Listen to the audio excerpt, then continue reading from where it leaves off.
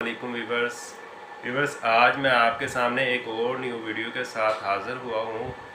आज जैसा कि आप जानते हैं, मैं हूँ राव इरफान और आप देख रहे हैं राव जी रिएक्शन वीडियोस। तो आज की वीडियो का टाइटल है मन सलवा। तो जैसा कि आप जानते हैं, इस वीडियो के बारे में पहले भी आपने ये वीडियो देखी होगी। तो आज हम इस वीडियो के रिएक्शन करने वाले हैं और आपसे गुजारिश है कि वीडियो को ज़्यादा से ज़्यादा लाइक और शेयर किया करें। और आज मैं अपनी बेटी से भी इंट्रोड्यूस करवाता हूँ। ये है हानिया। हानिया, सलाम करो। अस्सलाम वालेकुम। जी तो व्यूअर, चलते हैं आज की वीडियो की जानिब। आसमान से उतारा गया एक लजीज और मुआजिज़ाती ग़िज़ा। ये खाना बनी इसराइल पर कब और क्यों नाजिल किया गया था? क्या ये ग़ज़ा जन्नत से आया था या ज़मीन पर पैदा हुआ था? बनी इसराइल ने ऐसी क्या नाफरमानी की थी कि इसका असर आज तक हर तरह के खाने में मौजूद है।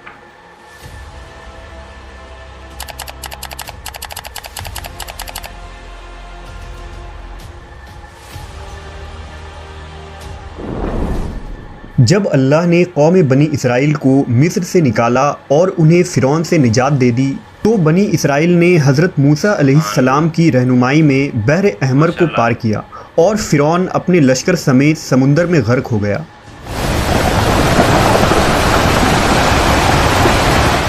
जब हज़रत मूसा को कुछ इत्मीनान नसीब हो गया तो अल्लाह का हुक्म हुआ कि आप बनी इसराइल के इस लश्कर को लेकर अर्ज़ मुक़द्दस यानी शाम में दाखिल हो जाएं, जिस मुक़द्दस सरज़मीन का वादा बनी इसराइल से लिया गया था और जो उन्हें अता की जाने वाली थी।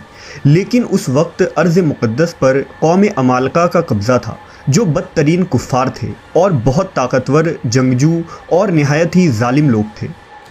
हज़रत मूसा अलैहिस्सलाम बनी इसराइल को हमराह लेकर अमालका से जंग के लिए रवाना हुए, जिनकी तादाद 6 लाख थी।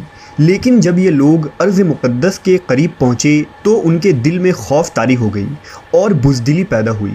उन्होंने हज़रत मूसा से कहा, इस शहर में जब्बारीन हैं जो बहुत ज़ोर आवर और ज़बरदस्त हैं, लिहाजा जब तक ये लोग इस शहर में रहेंगे हम हरगिज़ वहाँ दाखिल ना होंगे।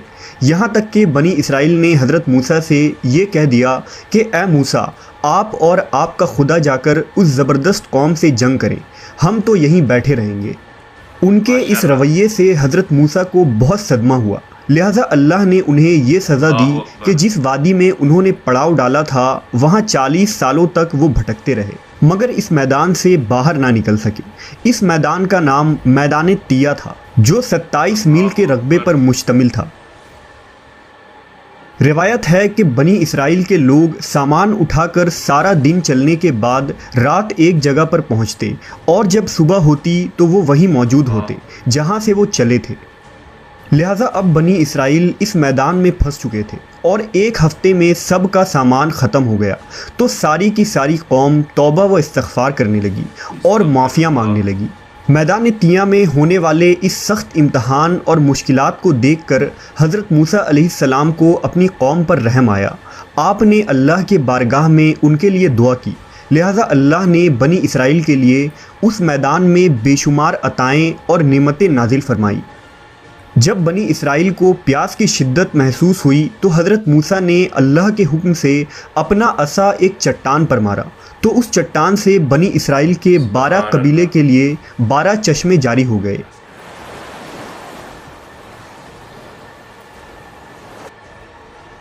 चूँकि ये वादी वसी मैदान पर फैला था, वहाँ सर छुपाने के लिए कोई जगह न थी और दिन के वक्त सूरज की धूप और तपिश से बनी इसराइल बदहाल हो जाते थे। लिहाजा धूप से बचाव के लिए एक बहुत बड़ा सफ़ेद बादल सारा दिन बनी इसराइल के लोगों के लिए साया करता था। इसके अलावा रात में मैदान के बीचों बीच एक चमकदार सतून उतरता था, जिसकी रोशनी में वो लोग काम काज करते। इसके अलावा भी अल्लाह ने उन पर बहुत सी इनायतें की थी।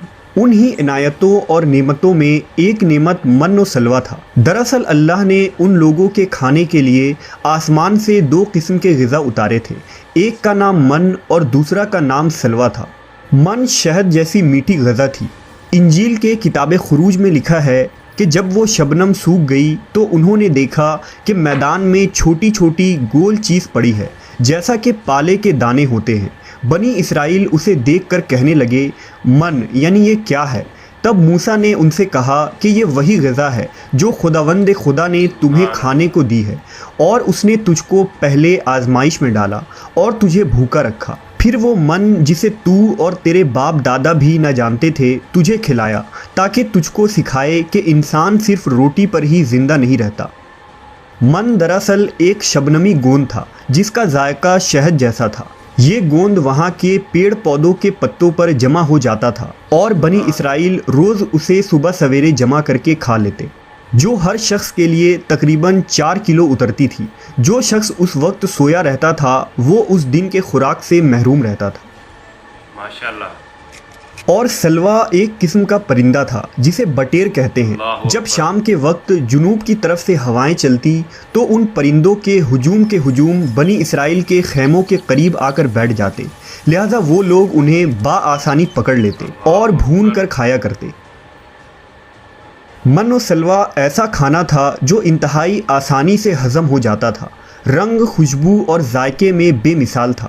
اس کے علاوہ بنی اسرائیل پر اللہ کی طرف سے یہ معجزہ ہوا کہ ان کے بال اور ناخن بڑے نہیں ہوتے تھے، نہ کپڑے پھٹتے نہ ہی میلے ہوتے، اور جن بچوں کی بھی پیدائش ہوتی ان کے جسم پر قدرتی لباس ہوتا جو جسم کے ساتھ بڑا ہوتا جاتا تھا۔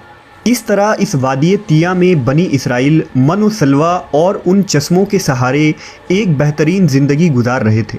حضرت موسیٰ علیہ السلام کا یہ حکم تھا کہ روزانہ تم لوگ من و سلوا کو کھا لیا کرو اور کل کے لیے ہرگز اس کا ذخیرہ نہ کرنا، مگر بعض لوگوں کو یہ ڈر لگنے لگا کہ اگر کسی دن من و سلوا نہ اترا تو ہم لوگ اس چٹیل میدان میں بھوکے مر جائیں گے۔ چنانچہ ان لوگوں نے من و سلوا میں سے کچھ چھپا کر کل کے لیے رکھ لیا، لہٰذا نبی کی نافرمانی کرنے پر ایسی نحوست پھیل گئی کہ جو کچھ لوگوں نے کل کے لیے جمع کیا تھا وہ سب سڑ گیا اور آئندہ کے لیے اس کا اترنا بھی بند ہو گیا۔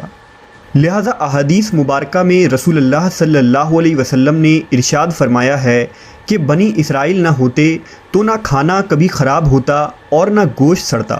کھانے کا خراب ہونا اور گوشت کا سڑنا اسی تاریخ سے شروع ہوا، ورنہ اس سے پہلے نہ کھانا بگڑتا تھا اور نہ گوشت سڑتا تھا۔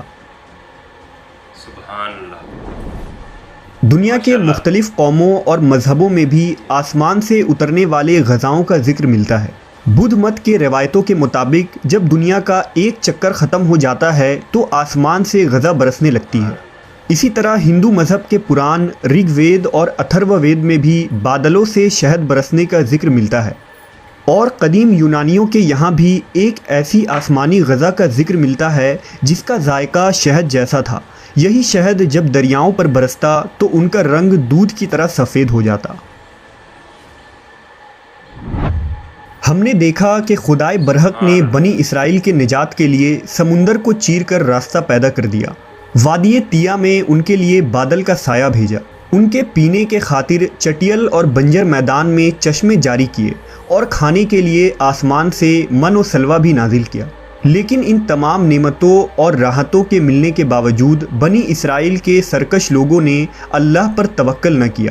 انہوں نے خدا کے معجزات کو اپنے آنکھوں سے دیکھا تھا، لیکن اس کے باوجود انہوں نے کھانے کو اگلے دن کے لیے جمع کرنا شروع کر دیا۔ بالکل اسی طرح جب ہم کسی مصیبت اور پریشانی میں پھنسے ہوتے ہیں تو ہم یہ یاد نہیں رکھ پاتے کہ اللہ نے اس سے پہلے ہمارے لیے کیا کیا اور ہمیں کتنی نعمتیں عطا کی تھی۔ ہم صرف یہ دیکھتے ہیں کہ اس وقت ہم اتنی بڑی مصیبت میں پھنسے ہیں۔ مشکلیں چاہے کتنی ہی بڑی کیوں نہ ہو، یہ یاد رکھنی چاہیے کہ ان مشکلوں سے بھی بڑا ہمارا پروردگار ہے جس کے لیے کچھ بھی ناممکن نہیں۔ اسی طرح رزق کے خاطر ہمیں آنے والے دنوں کی فکر کرنے کی ضرورت نہیں، کیونکہ خداوند پر بھروسہ رکھنے والوں کو وہ غیب سے رزق عطا کرتا ہے۔ جی تو ویورز، آج آپ نے دیکھا من و سلوا کی اصل سٹوری۔ تو آج کی ویڈیو آپ کو کیسی لگی کمنٹس کر کے ضرور بتائیں، اور ہمارے چینل کو سبسکرائب اور ویڈیو کو لائک کریں۔ انیا کیا کریں؟ ہمارے چینل کو اور ویڈیو اوکے پھر اللہ حافظ.